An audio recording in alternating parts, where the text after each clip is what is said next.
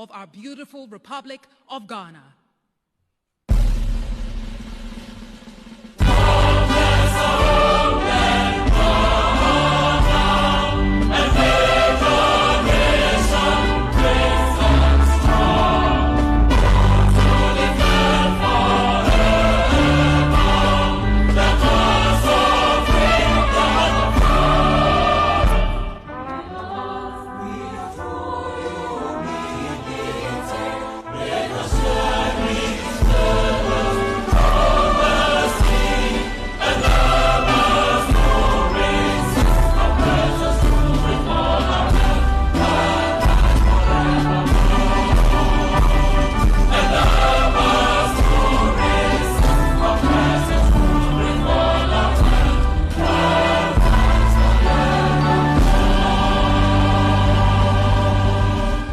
However, trade liberalization in itself is not enough.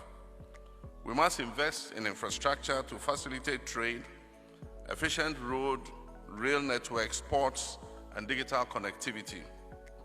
We must strengthen African supply chains to ensure that our industries produce goods and services that meet both regional and global standards.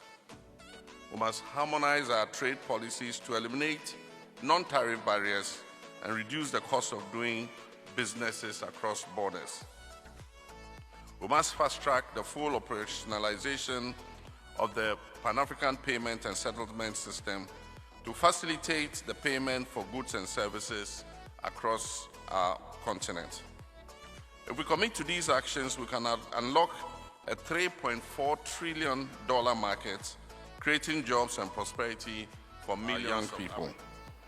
As leaders, therefore, we must reaffirm our commitment to strengthening democratic institutions and ensuring free, fair, and transparent elections. We must fight corruption, which robs our nations of resources needed for development. And we must promote peace and security, as economic growth is impossible in times of conflict. It is therefore a call to action.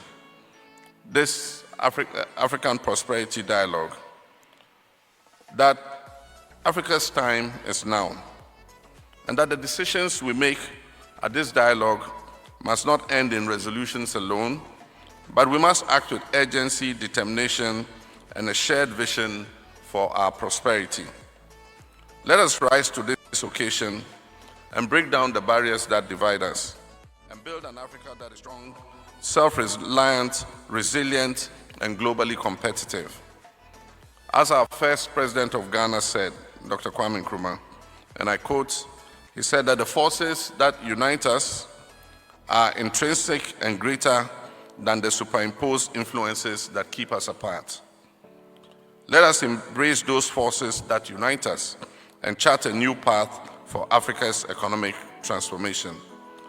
Long live African unity, and long live African prosperity. I thank you very much.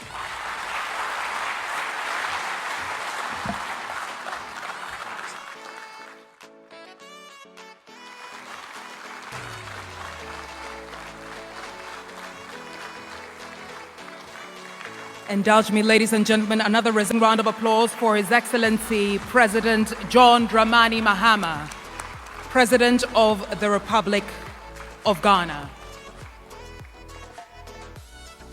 And ladies and gentlemen, we have come to close to the end of this part of today's program. Our program is in two parts. The first one of legislating specific sectorial infrastructure funds, such as Ghana Education Trust Fund to fund school building and education infrastructure, the National Health Insurance Fund to fund projects in the health sector and insurance, Road Fund to fund road construction and maintenance, Ghana Infrastructure Investment Fund to pool funds for infrastructure generally, the Minerals Development Fund, and the Minerals Income Investment Fund to fund projects in the mining sector. Several other such funds exist that are funded by taxpayers' contributions and levies. Corruption undermines Africa's infrastructure development by enabling diversion of funds, enabling inefficient project management, and unnecessarily increasing project costs. Corruption discourages investments and can skew project priorities. we must combat corruption. The model of designating and developing regional infrastructure corridors can be considered to promote trade and economic integration. For example, the West African Highway and the West African Power Pool. Let's consider establishing a continental infrastructure fund based on a levy similar to the ECOWAS levy. In my days at the ECOWAS Parliament, I advocated that we levied our telecommunication companies on all roaming calls within West Africa to fund the sub-regional security infrastructure to help countries like Niger, Mali, Burkina Faso, who were struggling with security issues and those in need of such support. I believe the geopolitics of West Africa would have been different today if we had taken those steps. To conclude, Your Excellencies, let me reiterate that we all know that Africa's growth and development are hindered by inadequate infrastructure, which limits our ability to trade, innovate, and compete globally. The African Continental Trade Agreement offers a unique opportunity to address these challenges and unlock our single market potential. However, to achieve this, we must prioritize legislative pathways that unlock financing for infrastructure development and efficient management of the infrastructure. These legislative pathways must develop a conducive business environment by streamlining regulations, reducing bureaucratic hurdles, and enhancing transparency. This will attract investment, stimulate innovation, and drive growth. Our legislation must help us combat corruption.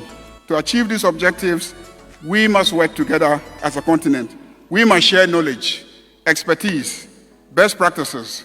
We must also engage with international partners, organizations, and stakeholders to assess funding, technology, and capacity building. Your Excellencies, let me end here and say that unlocking our single market potential through legislative pathways that advance Africa's infrastructure development is a collective responsibility. We must work together to create a more integrated, prosperous, and peaceful Africa. Thank you, Your Excellencies. Honorable Mahama Ayariga, please another round of applause.